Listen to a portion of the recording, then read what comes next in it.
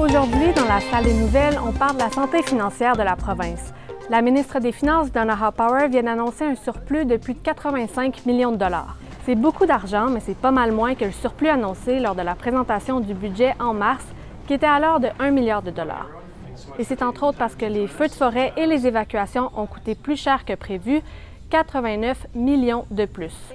Et la province a quand même une dette importante aussi à rembourser. C'est d'ailleurs ça la priorité de Donna Haupauer.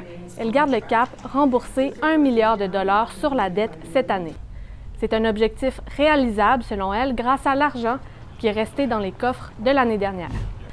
La formation des cadets de la GRC se donnait jusqu'à aujourd'hui exclusivement ici à Regina, mais ça pourrait changer.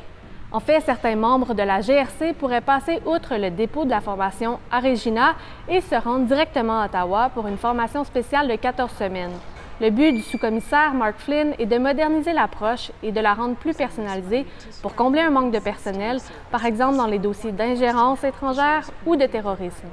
Est-ce qu'on a toute l'information disponible? Parce que qu'est-ce qui va arriver, c'est que qu'est-ce qui arrive avec un policier qui est formé à Ottawa sur 14 semaines, qui veut maintenant s'en aller à White Rock, en Colombie-Britannique?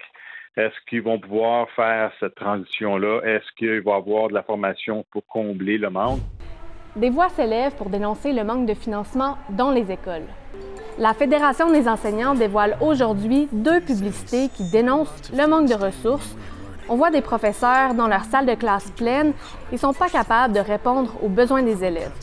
Ce que la Fédération veut montrer avec ça, c'est que les inscriptions dans la province sont parmi les plus élevées au pays, mais les ressources financières, elles, ne sont pas au rendez-vous. Et la Fédération interpelle d'ailleurs le nouveau ministre de l'Éducation, Jeremy Cockrell, pour discuter de ces inquiétudes.